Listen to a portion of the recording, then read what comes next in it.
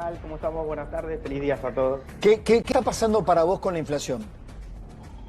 A ver, lo que sucedió en este mes que está cerrando, que cerró, es muy probable que la inflación esté en torno al 3%, ¿no?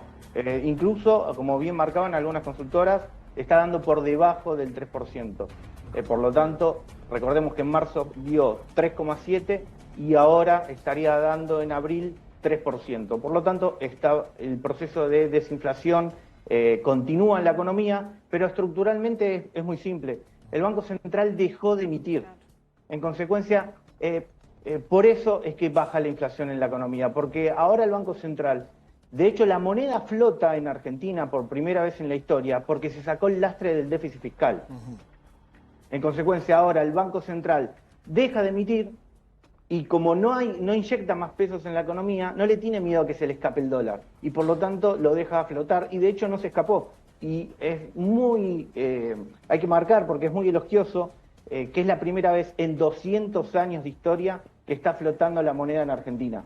¿Por qué? Que está Porque, flotando, por ejemplo, que está flotando y además que tiene este superávit fiscal.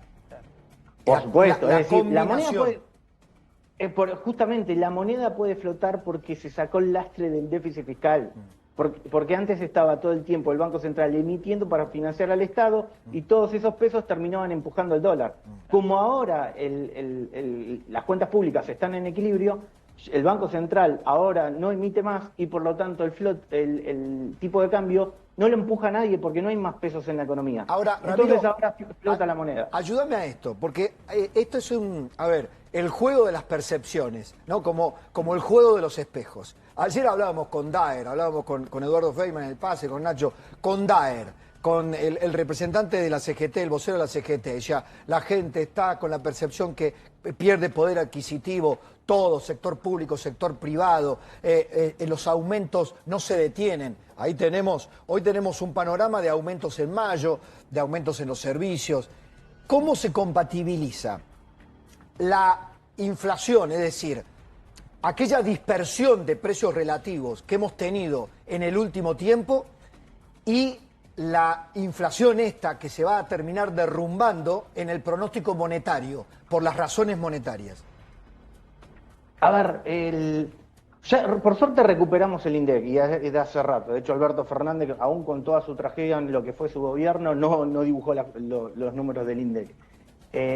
El INDEC está diciendo que la economía ahora está creciendo en el primer trimestre al 6% interanual y es muy probable, ahora sí, proyecciones de consultoras privadas, es muy probable que aceleren en este segundo trimestre al 8% interanual.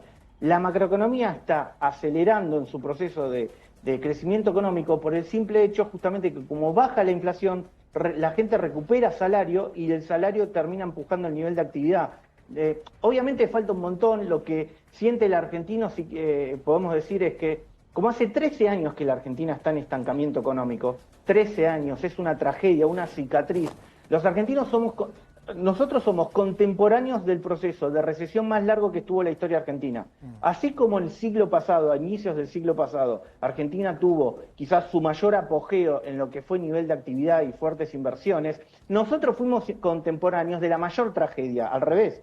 Fuimos contemporáneos del mayor estancamiento económico, no por casualidad coincide con la gestión de Cristina Kirchner cuando fue toda su presidencia, toda su intervención en la economía generó un cepo enorme al crecimiento económico de los argentinos y ahora el desarme del programa económico del kirchnerismo, vos fíjate cómo la economía finalmente recupera el nivel de actividad. Y cierro con esto, porque esta ahora sí esto nunca se vio porque si bien varios presidentes intentaron desarmar este modelo económico, estoy hablando de Frondizi, estoy hablando de Menem, estoy hablando de Macri, Javier Milei tiene la particularidad de que es el primer presidente que lo está logrando con equilibrio en las cuentas públicas y apagando la emisión monetaria. Por lo tanto, le da un sustento macroeconómico de muchísimo potencial como para que finalmente esto sí salga bien por primera vez y Argentina se sume a un modelo económico más ayornado a este siglo y deje de copiar las políticas económicas que usualmente se ven en las dictaduras de la región. Tomo nota conceptualmente, me pareció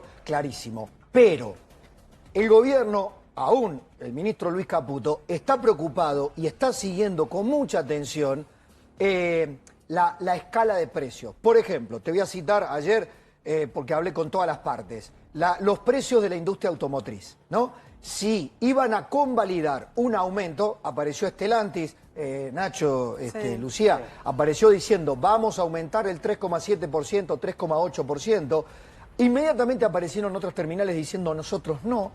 Efectivamente, el costo de la devaluación pequeña de la salida del cepo fue de 8,8%, eso calculan en la industria automotriz, más la inflación de marzo, eso puede tener un pase a precio, lo que llaman el pass-through, pero, por ejemplo, Ford no va a pasarlo a precios. Significa, y te lo dicen, lo va a solventar, lo va a sostener la fábrica. Otros sí. El gobierno está siguiendo con mucha atención prepagas, automotrices. ¿Por qué? Si está tan, digamos, explícamelo, si está tan convencido de los fundamentos, ¿qué pasa ahí con las conductas sectoriales? Mira, la inflación solo la genera el Estado.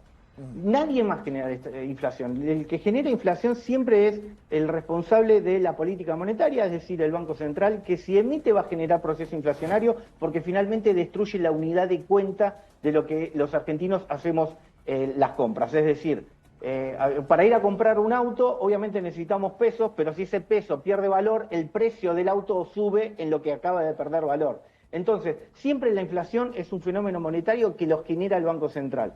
Dicho esto, si algún empresario en su lógica de defensa de su negocio considera que había que subir el precio y lo termina subiendo, y finalmente se equivocó en la lectura de la situación macroeconómica, decirnos acá está perdiendo el valor de la moneda y finalmente no perdió valor de la moneda, va a perder posición en el mercado, le va a costar porque va a vender menos. Entonces, finalmente, el policy maker, el que hace política económica, realmente no se tiene que preocupar por lo que hacen el sector privado, que cada uno, con el precio, ¿no? Cada uno tiene un bien para vender, un servicio para vender, que cada uno ponga su precio. Si se equivoca en la lectura de lo que está sucediendo en el mercado, es muy probable que pierda posición, ¿no? Que no venda finalmente. Es lo que el principio de Menger, que muchas veces dice el presidente, tan simple como eso, ¿no? Para llevarlo a tierra. De que se van a tener que guardar los productos.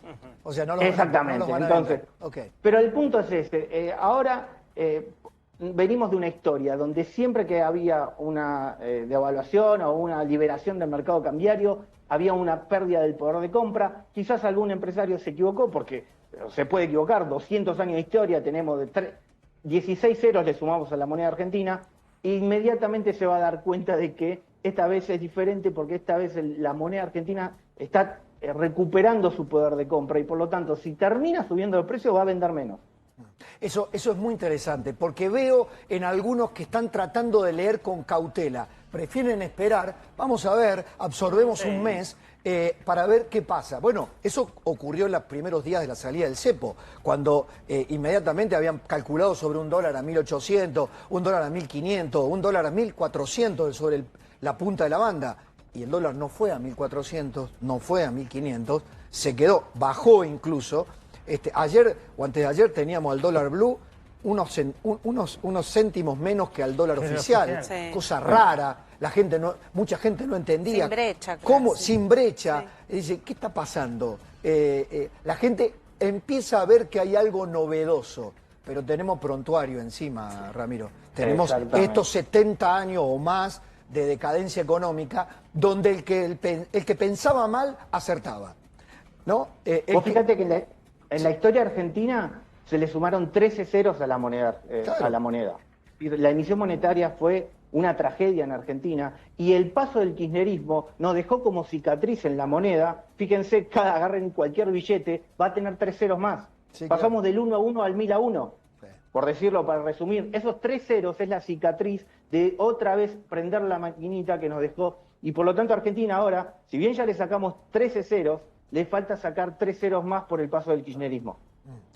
¿Vos creés que se va a llegar este año a una inflación que empiece con 1? Que empiece con 1 es muy probable, pero más te mensual, digo... obviamente. A ver, 1 mensual, ¿no? Sí, pero sí. por eso iba a ese punto. Es muy probable que el año que viene Argentina ya esté anualizado en un dígito anual de inflación. Es decir, que Argentina esté, como el resto de los países civilizados de Occidente y capitalistas, con una inflación anual de un solo dígito. Wow.